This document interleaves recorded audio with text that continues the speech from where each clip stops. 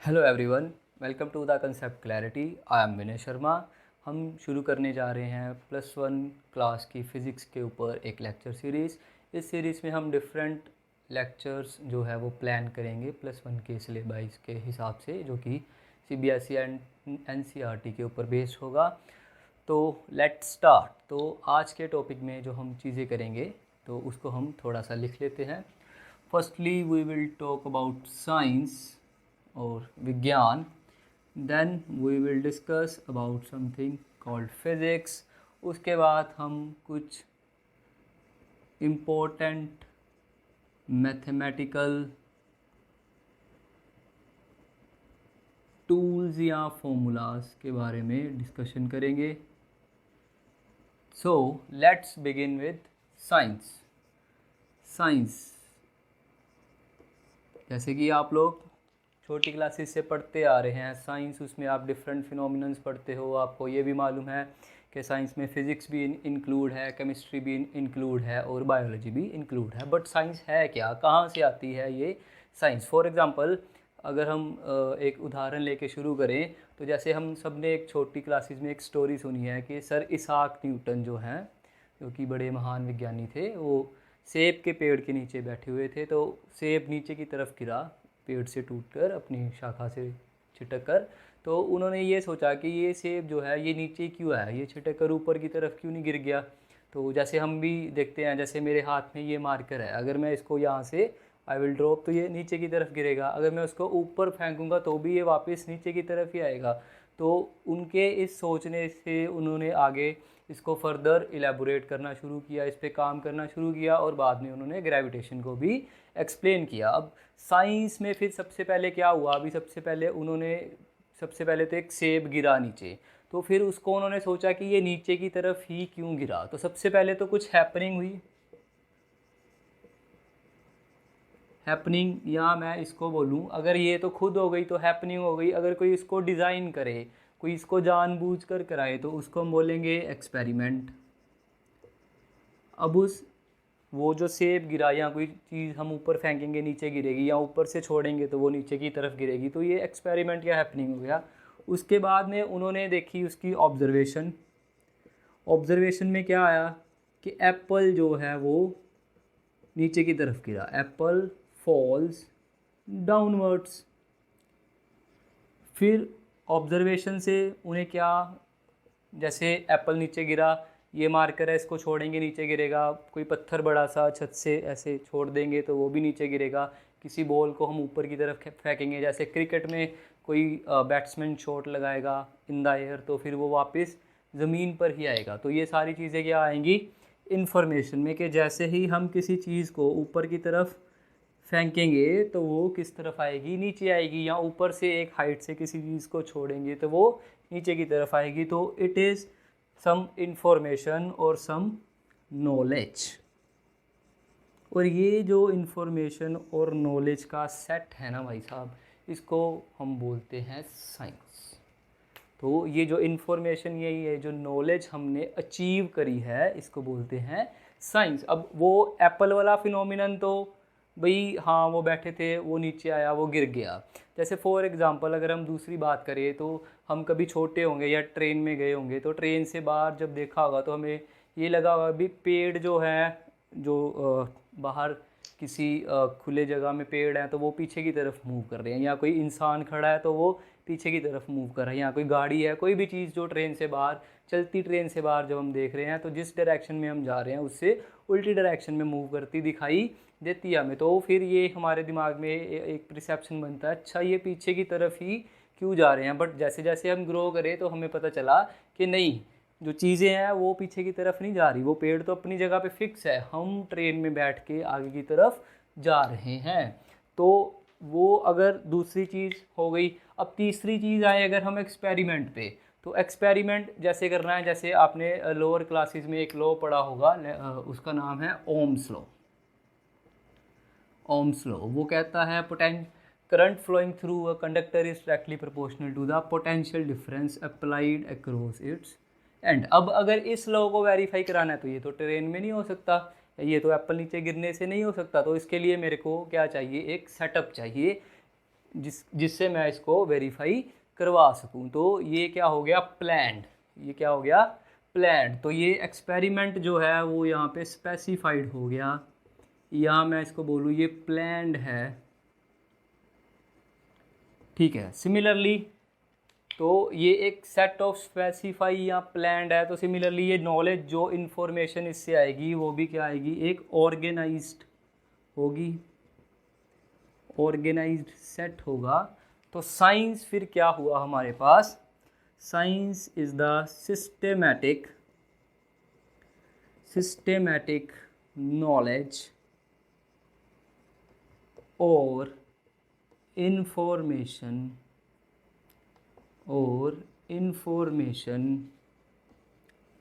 gained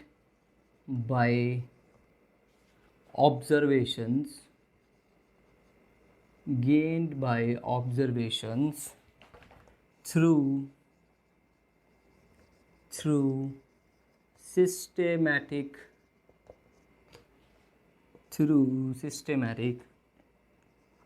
experiments,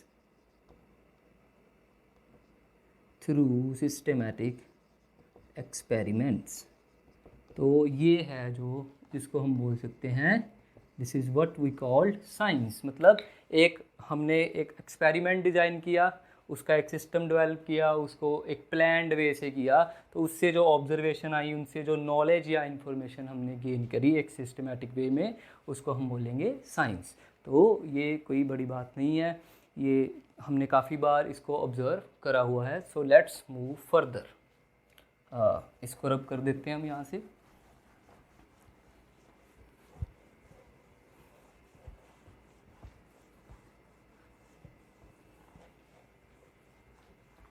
अब जैसे कि हम अपने नियर वर्ल्ड में देखते हैं, अपने सराउंडिंग्स में देखते हैं, तो हमें काफ़ी सारी चीज़ें देखने को मिलती हैं। जैसे हम काफ़ी सारे ह्यूमन बींग्स को देखते हैं, एनिमल्स को देखते हैं, ट्रीज़, प्लांट्स, वनस्पति जितनी भी है, वेजिटेशन या नेचर जिसको हम बोलते हैं, वो काफ़ी देखते हैं। वो सारी क्या है, living.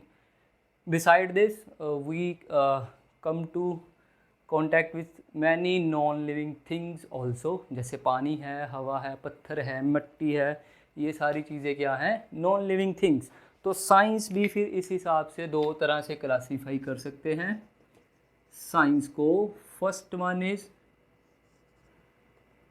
Science for living things या organisms. Second is science for non living things. और जो ये लिविंग थिंग्स में आने वाली साइंसेस हैं, इसको हम बोलते हैं ज़ूलॉजी, बॉटनी, ये बायोलॉजी के ही पार्ट हैं, एटसेट्रा एटसेट्रा एटसेट्रा। और ये जो नॉन लिविंग थिंग्स के साथ डील करती हैं, दीज आर फिज़िक्स, केमिस्ट्री और some geophysics etcetera etcetera etcetera, काफ़ी सारी। तो इनमें से हमें we have to study this physics. Okay, so let's talk about physics. Physics, इसको भौतिक विज्ञान भी हम बोलते हैं हिंदी में, ठीक है। तो this is what, study of nature and natural phenomenon. जितने भी पूरे ब्रह्मांड में, पूरे यूनिवर्स में जितने भी नेचर और नेचुरल फिनोमिनन्स हो रहे हैं, उन सब की स्टडी को हम बोलते हैं physics. For example, I can speak, you can listen, there is a physics behind it.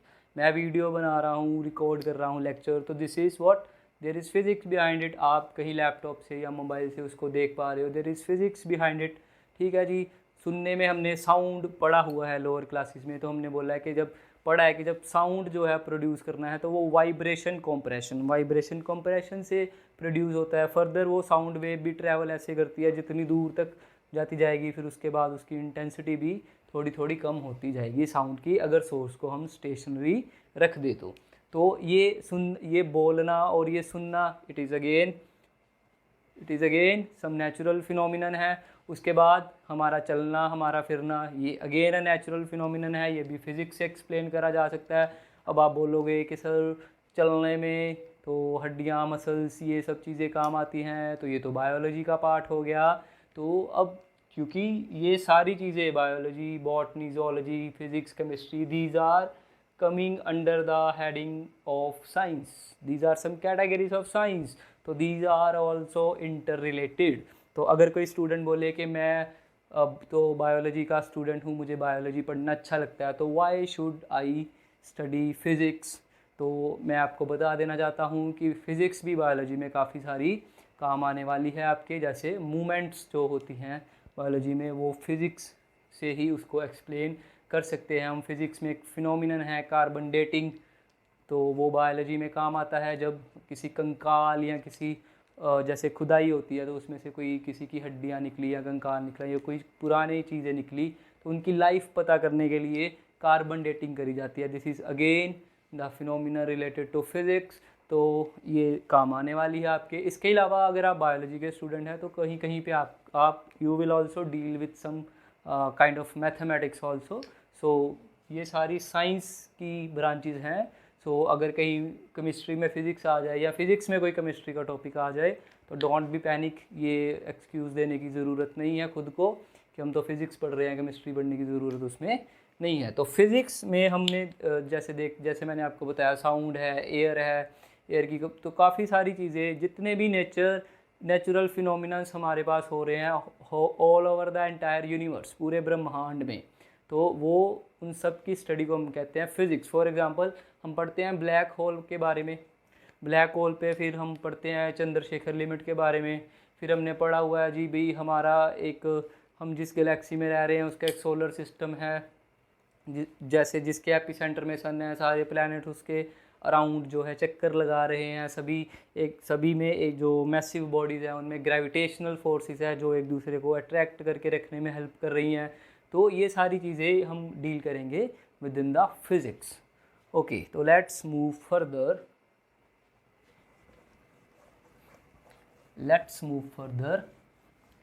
I think I should rub it. Okay, तो let's move to some mathematical tools, operations, या हम सीधा सीधा उसको बोले फॉर्मूलाज। तो कुछ मैथमेटिकल चीज़ें हम इसमें बात करेंगे।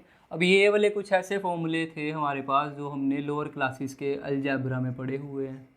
a प्लस बी का whole square, a plus B का whole cube, A square minus B square, तो a minus B whole square, a minus B cube, A cube plus B cube, है ना, तो A cube minus B cube. तो इन formulas को मैं यहाँ पे नहीं लिख पा रहा हूँ, ये आप खुद इसको देखना। अगर आई थिंक आपको याद ही होंगे, अगर नहीं है तो उसको एक बार you can check it from your mathematical books of lower standards. अगर फिर भी किसी को प्रॉब्लम हो तो ये कमेंट सेक्शन में आप ज़रूर डालें, तो मैं एक पेज पे लिख के उसका PDF बना के आपको शेयर कर दूँगा। तो सबसे पहली चीज़ जो हम करने जा रहे हैं इसमें वो है quadratic equation.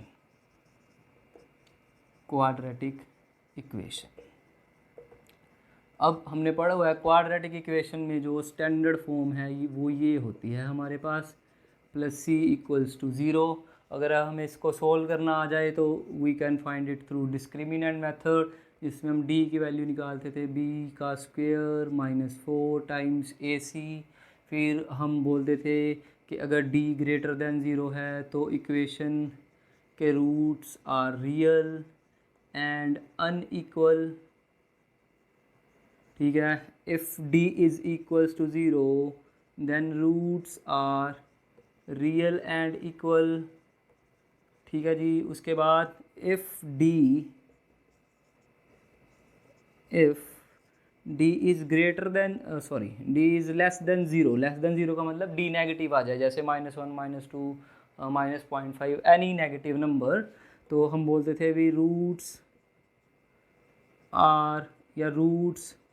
Do not exist और और रूट्स आर इमेजिनरी, मतलब रियल नंबर, रियल रूट्स हमारे पास इसके नहीं आ रहे हैं, रियल नंबर लाइन पे हम उसको आइडेंटिफाई नहीं कर पा रहे हैं, तो हम लिख देते थे रूल्स आर नॉट रियल और इमेजिनरी और दे डू नॉट एग्जिस्ट। तो अगर इसी मेथड से हमें रूट्स निकालने होते थे, मीन्स एक्स की वैल्यू निकालनी होती थी, तो हम ये वाला फॉर्मूला इसमें यूज़ कर लेते थे। ठीक है, ये सब हमने पिछली अपने 10th क्लास की क्वाड्रेटिक इक्वेशंस में पढ़ा हुआ है। फॉर एग्जांपल, अगर मेरे को ये इक्वेशन सोल्व करनी आ जाए x² + 4x + 3 = 0, तो I will go for it. a = 1, b = 4, c = 3। तो d = b² - 4ac which will equal to 4² - 4 × 1 3।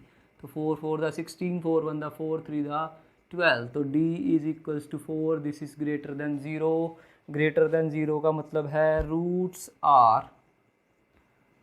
Are real and unequal. Yes और नो? Yes, obviously yes.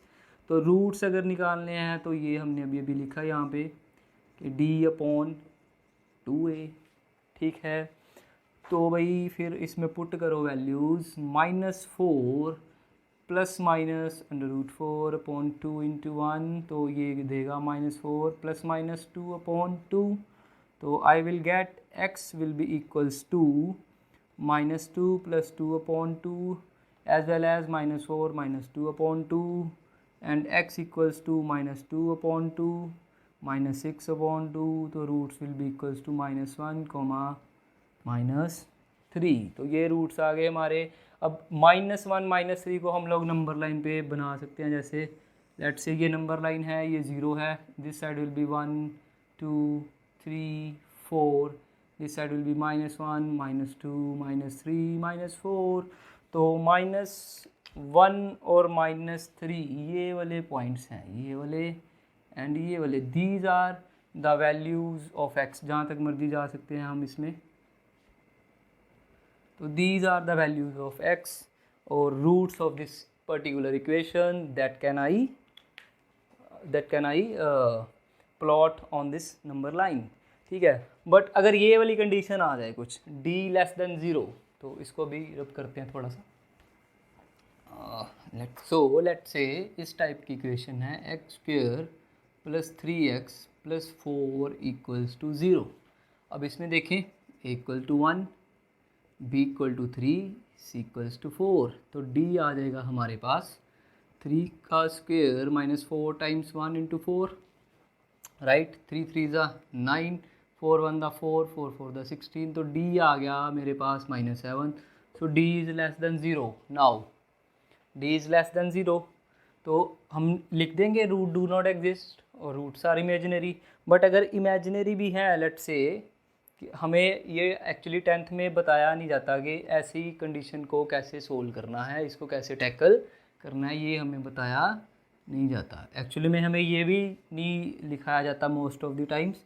ज़्यादातर इसी पे फोकस करा जाता है, रियल रूट्स या रूट्स डू नॉट एग्जिस्ट। ठीक है, बट अगर ऐसा आ जाए d < 0, तो इसका मतलब होता है roots are imaginary.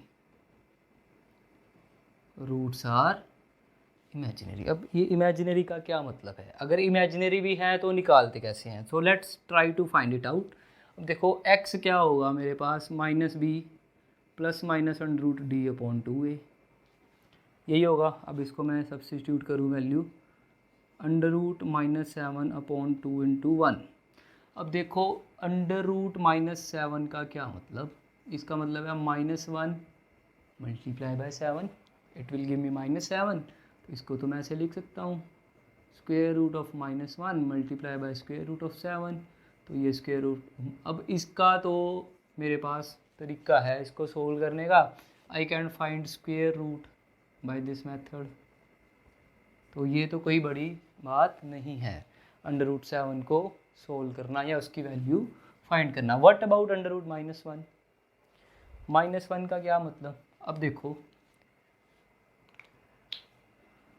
Let's say ये है मेरे पास नंबर लाइन, यहाँ पे है 0, यहाँ पे है 1, यहाँ पे है 2, यहाँ पे है 3, यहाँ पे 4, सो ऑन अप टू, ऐसे चलता जाएगा। सिमिलरली इस side -1, -2, -3, -4, so on up to. अब देखो मैं इधर माइनस वाली साइड से कोई नंबर ले लूँ, इफ़ आई विल टेक -4, तो मैं उसका स्क्वायर करूँगा तो मेरे को क्या मिलेगा, पॉजिटिव नंबर, किसी भी माइनस नंबर का, -3 का स्क्वायर। अब पॉजिटिव नंबर का भी स्क्वायर करो तो पॉजिटिव मिलेगा, तो इसका मतलब स्क्वायर करना है तो I will get positive number. पर अगर ये -1 के अंडर रूट का स्क्वायर करूँ तो ये क्या हो जाएगा, -1। यस और नो, स्क्वायर रूट कैंसिल होंगे। अब किसी नेगेटिव नंबर का स्क्वायर कर रहा था, कौन से नेगेटिव नंबर का, जो नंबर लाइन पे एग्जिस्ट कर रहा है, जो नंबर लाइन पे एग्जिस्ट कर रहा है, अगर हम उसका स्क्वायर करते हैं तो हमें एक ऐसा नंबर मिलेगा जो पॉजिटिव हो उस नंबर लाइन पे। बट -1 के स्क्वायर रूट का स्क्वायर करा तो नंबर कौन सा मिला, नेगेटिव। तो इसका मतलब ये जो -1 है ये रियल नंबर लाइन पे एग्जिस्ट नहीं करता है। सो √-1 does not exist on real number line और एक्सिस। ये जो रियल एक्सिस है इस पे ये -1 एग्जिस्ट नहीं करता है। तो इसका मतलब अगर -1 को डिफाइन करना है भाई, तो we should have some another axis. उस एक्सिस का हमने नाम रखा हुआ है इमेजिनरी एक्सिस। ओके, तो उसको थोड़ा सा समझते हैं क्या है। सो जैसे ये लेट से हमारे पास हमने इस तरह की structure 2 dimensional graphical arrangement coordinate geometry 9th 10th में पढ़े हुए हैं काफ़ी बार, ठीक है। तो ये हम ले लेते हैं इसको, ये जो है हमारे पास लेट से जो हॉरिजॉन्टल है वो रियल लाइन, जैसे 1 2 3 4 5 जहाँ तक मर्जी जाता जाएगा। इसी तरह से -1 -2 -3 -4 सो ऑन अप टू। तो ये मेरे पास क्या है, रियल एक्सिस, ठीक है, रियल एक्सिस, ठीक है। अब दूसरी साइड में हम बनाएंगे इमेजिनरी एक्सिस, ये वाली साइड में, ये वाली साइड में हम बनाएंगे imaginary axis. Imaginary axis, imaginary का मतलब क्या होता है, जिसको हमने इमेजिन किया है, जो रियल में एग्जिस्ट नहीं करता। अब ये जो था हमने लिखा था यहाँ पे -√7 को -1 × √7, तो ये नंबर हमारे पास रियल एक्सिस पे एग्जिस्ट नहीं करता है, तो इसको हमने बोला दिस इज़ व्हाट, इमेजिनरी, ठीक है। तो इस इमेजिनरी नंबर -1 को हमने नाम दिया आयोटा, -1 को नाम दिया iota. Iota is what, some imaginary number. तो इस एक्सिस पे जो वैल्यूज़ हैं हमारे पास वो ऐसे चलेंगी, iota, 2 times iota, 3 times iota, 4 times iota. देखो आयोटा के मल्टीपल चल रहे हैं, 1 iota, 2 iota, 3 iota, 4 iota, so on up to. ऐसे कैसे, क्योंकि बेसिक शुरुआत किससे हुई थी, इससे, √-1। अब इसके साथ 2 लगाओ, 3 लगाओ, जैसे ऐसे 2 √-1, this is 2 iota, 3 times √-1, 3 iota, ये ऐसे चलता जाएगा हमारे पास। तो सिमिलरली इसका नेगेटिव एक्सिस भी होगा, -1 आयोटा, -2 आयोटा, -3 आयोटा, -4 आयोटा। तो आई थिंक इतना ही पढ़ना चाहिए अभी हमें यहाँ पे, क्योंकि इमेजिनरी नंबर को आप अपने मैथमेटिक्स की क्लास में भी काफ़ी डिटेल में पढ़ेंगे। तो सिमिलरली अगर मेरे पास ये है √7 × √-1, जो कि वैल्यू थी -√7 की, तो मैं इसको लिख सकता हूँ √7 टाइम्स आयोटा। तो I will write x = -3 ± √7 times iota by 2।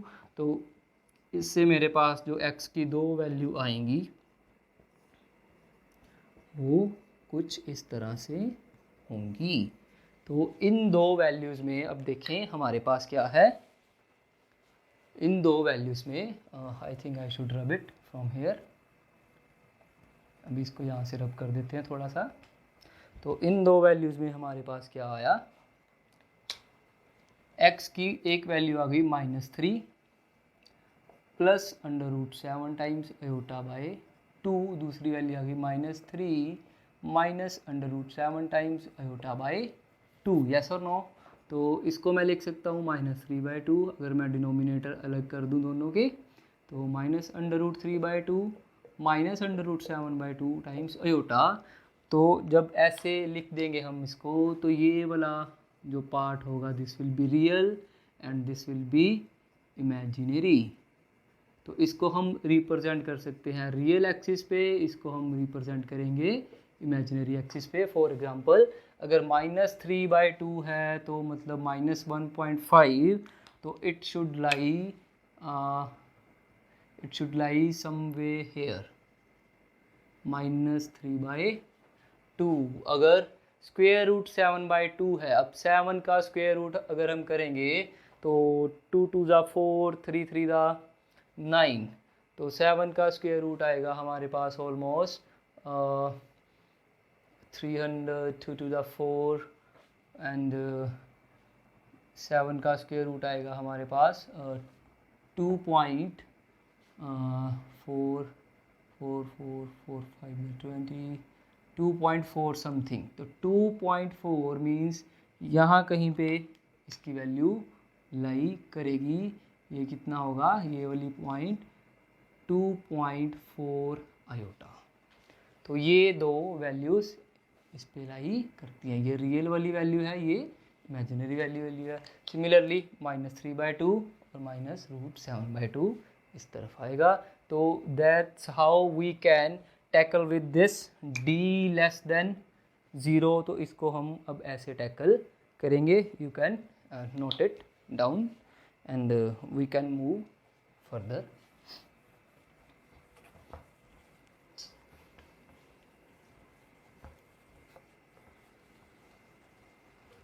Okay, I hope ये आपको क्लियर हो गया होगा। अगर कोई भी किसी का इशू होगा तो you can write it in comment section.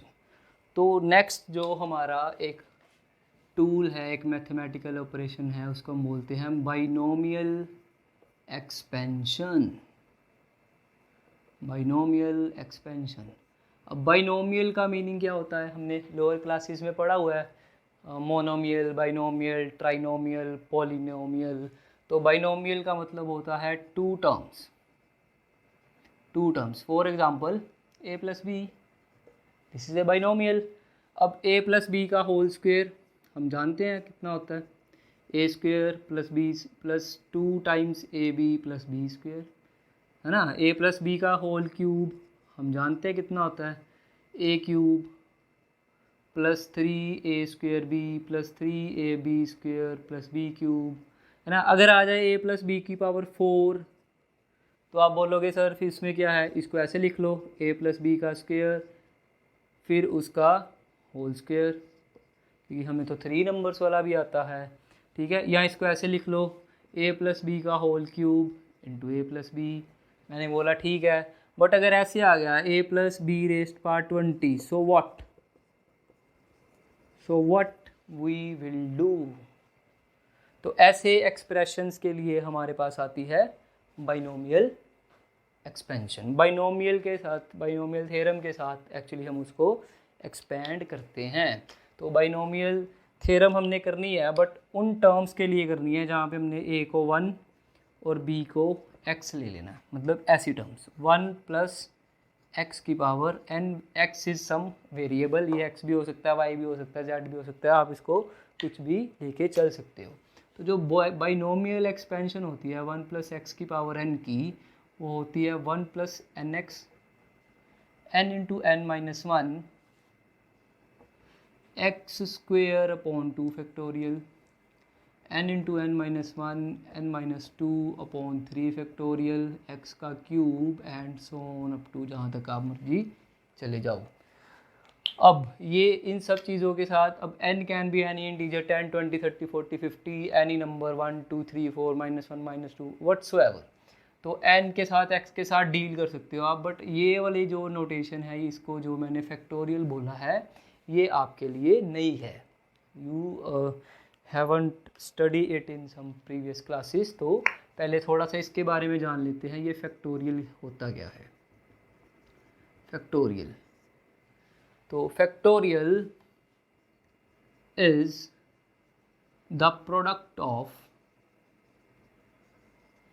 Of n natural numbers. भाई आप कितने भी नेचुरल नंबर इमेजिन कर लो, जैसे मैंने बोला 10 नेचुरल नंबर इमेजिन कर लूँ, तो वो कौन से होंगे 1 2 3 4 5 6 7 8 9 10। उन सब का प्रोडक्ट क्या होगा 10 का factorial. It is represented by इसको ऐसे भी लिख सकते हैं n का फैक्टोरियल, और कहीं कहीं पे ऐसे भी लिखा होगा n का फैक्टोरियल। तो दोनों में से कोई भी नोटेशन आ जाए, don't worry, it represent simply factorial. अब नेचुरल नंबर कौन से हैं भाई? नेचुरल नंबर्स 1 2 3 4 5 6 7 8, जहाँ तक आप मर्जी चले जाओ। अगर n नेचुरल नंबर्स का प्रोडक्ट देखना है तो उसको लिखेंगे हम n फैक्टोरियल। अगर आई हैव टू यूज़ और I have to find product of 10 natural numbers, product of first 10 natural numbers, तो it will equals to 10 factorial. तो 10 फैक्टोरियल हो क्या जाएगा? फर्स्ट 10 नेचुरल नंबर कौन से है? 1 2 3 4 5 6 7 8 9 10। तो 10 × 9 × 8 × 7 × 6 × 5 × 4 × 3 × 2 × 1 तक जाना हमने, ठीक है। अगर पहले 5 नेचुरल नंबर का प्रोडक्ट तो 5 का फैक्टोरियल, इट मीन्स 5 × 4 × 3 × 2 × 1। अगर पहले n नेचुरल नंबर्स का देखना है तो n can be any number 10 20 30 40 100 1000 lakh crore whatsoever, तो इट विल बी n। अब देखो यहाँ पे जब प्रोडक्ट लिखा था तो 10 के बाद कौन सा लिखा? 9, मतलब एक माइनस हो गया 10 में से, तो n में से एक माइनस कर दो। नेक्स्ट 8 था, 10 में से 2 माइनस हो गया था, तो n - 2 कर दो। नेक्स्ट n - 3 कर दो। कहाँ तक जाएगा ये? 3 2 1 तक का, ठीक है। तो this is the product of first n natural numbers. Okay, done. अब कोई भी जैसे 10 फैक्टोरियल लिख दे तो इसको ऐसे लिख सकते हैं, 5 फैक्टोरियल, n फैक्टोरियल, तो इसको ऐसे भी हम लिख सकते हैं। अब इसमें एक इंटरेस्टिंग चीज़ देखो, अगर मैं इसको अलग कर दूं, जैसे let me right it on this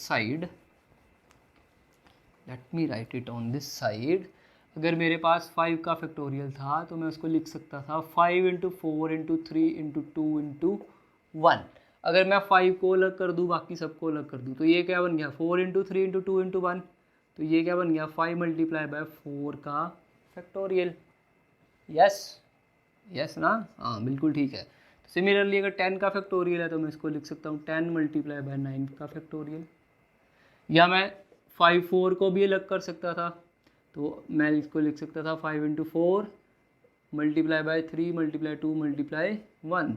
तो 5 4 × 3 फैक्टोरियल। सिमिलरली यहाँ पे लिख सकते थे 10 × 9 × 8 फैक्टोरियल, या 10 × 9 × 8 × 7 फैक्टोरियल।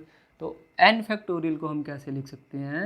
n × n - 1 का फैक्टोरियल। ये फैक्टोरियल n - 1 पे है। ऐसे भी लिखा जा सकता है n × n - 1 × n - 2 का फैक्टोरियल।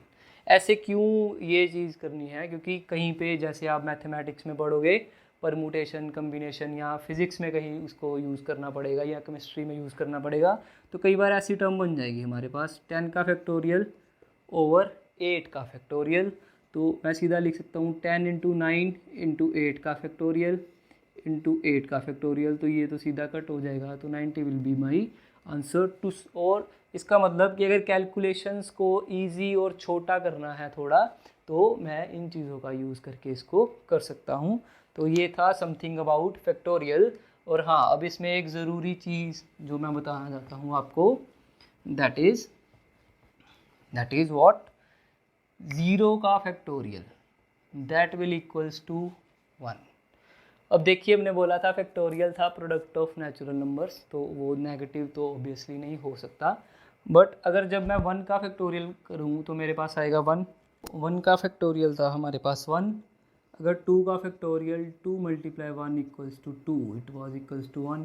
3 का फैक्टोरियल क्या होगा, 3 multiply 2 into 1, 3 to the 6, 6 1 the 6। 4 का फैक्टोरियल क्या होगा, 4 3 द 12, 2 द 24, 1 द 24। 5 का फैक्टोरियल क्या होगा, 5 4 द 20, 3 द 60, 2 द 120, 1 द 120। तो एंड सो ऑन, ऐसे चलता चले। अब इसको थोड़ा सा बैक सब्स्टिट्यूशन में अगर हम चलेंगे तो देखो, ये 120 से आया 24, मतलब जब मैं 5 फैक्टोरियल से 4 पे गया तो मैंने क्या करा, इसको क्या करा होगा, I have to divide it by 5। देखो ना, 120 को 5 से डिवाइड करो तो 120 अपॉन 5, तो ये मेरे को देगा 24। यस और नो। अब 24 से 6 पे आया, मतलब 4 फैक्टोरियल से 3 फैक्टोरियल पे आया, तो मैंने क्या किया, इसको डिवाइड बाय 4, क्योंकि 4 6 का 24। यस। फिर अगर 3 फैक्टोरियल से 2 फैक्टोरियल पे आया तो आई हैव डिवाइडेड बाय 3। देखो 6 2 3 टू द 6। अब फिर अगर जब मैं यहाँ पे आया हूँ तो मैंने डिवाइड किससे किया, 2 पे। तो 5 फैक्टोरियल से 4 पे आए हैं तो 5 से डिवाइड किया, 4 फैक्टोरियल से 3 पे गए हैं तो 4 से डिवाइड किया, 3 फैक्टोरियल से 2 पे गए हैं तो 3 से डिवाइड किया, 2 फैक्टोरियल से 1 फैक्टोरियल पे गए हैं तो 2 से डिवाइड किया। अगर 1 फैक्टोरियल से 0 पे जाना है तो किससे डिवाइड करेंगे, 1 से डिवाइड करेंगे। 1 divide by 1 will give me 1, that's why 0 का factorial equals to 1. So this was something about factorial. So let's move further. तो हम कर रहे थे एक्चुअली बाइनोमियल एक्सपेंशन। तो क्योंकि इसमें फैक्टोरियल का यूज़ होना था हमारे पास, इसलिए मेरे को फैक्टोरियल के बारे में थोड़ा सा बताना पड़ा।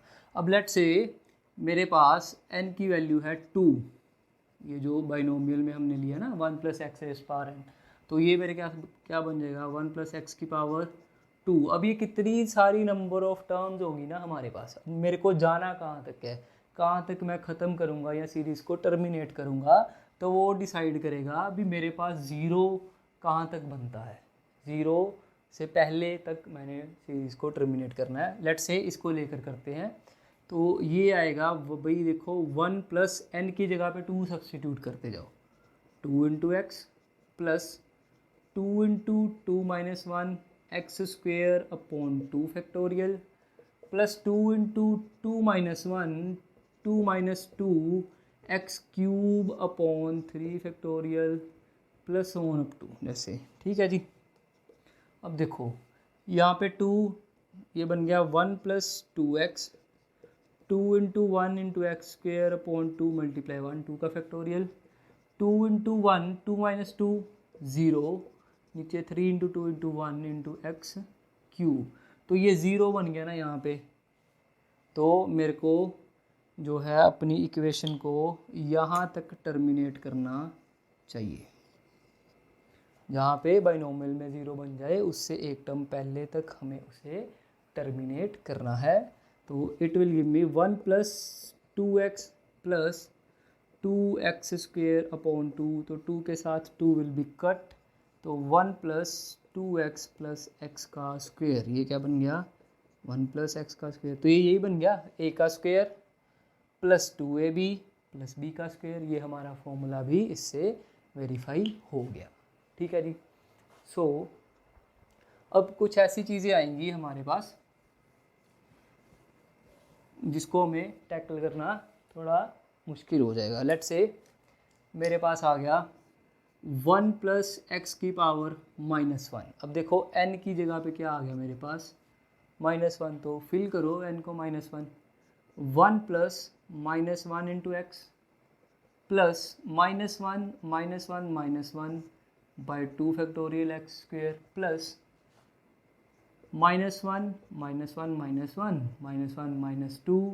Upon 3 factorial x cube plus 1/2। अब देखो यहाँ पे कहीं पे ज़ीरो बन रहा है, यहाँ पे कहीं पे ज़ीरो बन रहा है, नहीं बन रहा, नहीं बनेगा।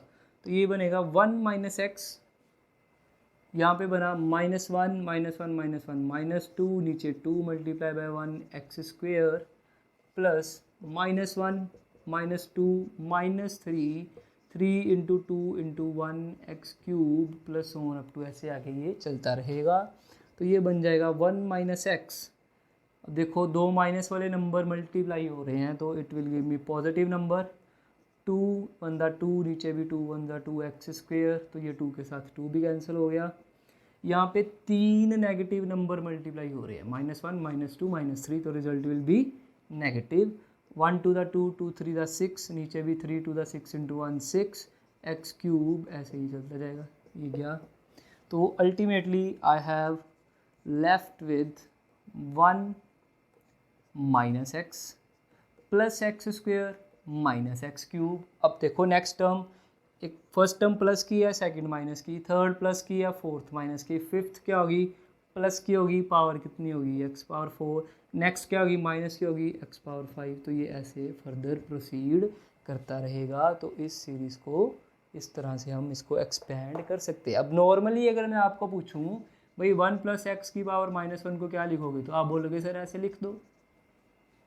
अब इसमें और इसमें काफ़ी सारा डिफरेंस है, तो this is what matters. So let move further. कुछ ऐसे आ गया मेरे पास,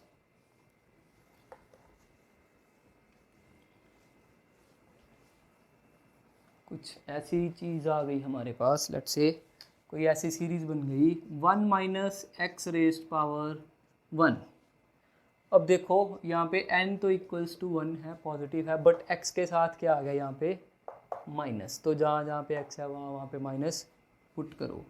तो it will give me 1 plus 1 into minus x plus 1 into 1 minus 1 upon 2 factorial into minus x का स्क्वेयर प्लस 1, तो ये तो ज़ीरो हो गया यहाँ पे, तो ये सारी टर्म्स तो हैं ज़ीरो हो जाएगी। नेक्स्ट टर्म भी यही बनेगी 1 - 1 - 2 अपॉन 3 फैक्टोरियल, तो एक्स क्यूब माइनस का ये ऐसे चलता जाएगा। तो ये 1 माइनस एक्स ही बच गया, यही, बाकी सारे तो ये सारा क्या बन जाएगा, ज़ीरो। तो ये तो दिख ही रहा था, किसी भी नंबर की पावर 1 हो तो उसको हम लिख सकते हैं 1 माइनस एक्स। तो यहाँ पे तो इसमें कोई उसमें डिफरेंस नहीं है। So let's rub it. अब लेट से कुछ ऐसी सीरीज बन गई हमारे पास 1 माइनस एक्स रेस्ट पावर -1। अब देखो इसको कैसे करेंगे, एक तो n इक्वल्स टू -1 हो गया, दूसरा x भी नेगेटिव हो गया। अब जहाँ जहाँ पे n है वहाँ वहाँ पे भी -1 आएगा और x के साथ भी माइनस आएगा, ठीक है। तो ये बन गया -1 -1 upon 2 factorial into minus x का square plus -1 -2 upon 3 factorial minus x का क्यूब एंड सो ऑन, ये ऐसे चलता जाएगा। तो ये 1 -1 एंड माइनस एक्स दो नेगेटिव नंबर मल्टीप्लाई हो रहे हैं, it will be give me plus x. अब यहाँ पे -1 -2 अपॉन 2 इंटू 1, अब माइनस एक्स का square will give me positive x square. अब यहाँ पे -1 -2 -3, डिनोमिनेटर में 3 इंटू 2 इंटू 1, अब माइनस एक्स का cube, it will give me minus x cube. तो देखो 1 प्लस एक्स ऐसे चलता जाएगा ये फर्दर, तो ये बन जाएगा 1 प्लस एक्स, दो नेगेटिव नंबर मल्टीप्लाई होंगे तो it will give me positive 2 upon 2 x square, तो ये कट गया। अब देखो 1 2 3 4 नेगेटिव नंबर मल्टीप्लाई हो रहे हैं। हमने पढ़ा हुआ है लोअर क्लासेस में, अगर even number of negative numbers multiply हो तो पॉजिटिव आएगा, अगर odd number of negative numbers multiply हो तो नेगेटिव आंसर आएगा। तो यहाँ पे 4 नेगेटिव नंबर मल्टीप्लाई हो रहे हैं तो it will give us positive. तो 1 2 दा 2 3 दा 6, नीचे भी 6 x cube plus on up to, तो ये मेरे पास बन गया 1 माइनस एक्स की power -1, 1 plus x square plus x cube plus so on up to. तो ऐसे हम डिफरेंट बाइनोमियल सीरीज़ को एक्सपेंड कर सकते हैं। So let's rub it.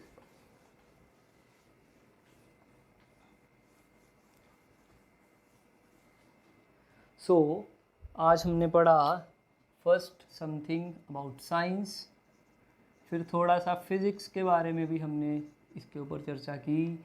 Next हमने क्वाड्रेटिक इक्वेशन पढ़ा है,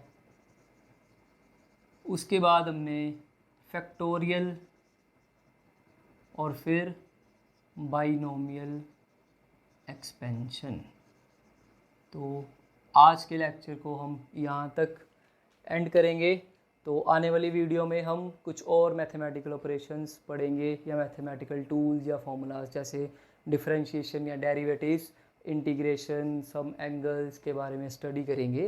तो ये भी एक बेसिक लेक्चर था +1 क्लास की फ़िज़िक्स में। तो नेक्स्ट लेक्चर भी कुछ एक इंट्रोडक्टरी सा होगा क्योंकि उसमें भी हम डिफरेंट मैथमेटिकल टूल्स को स्टडी करेंगे।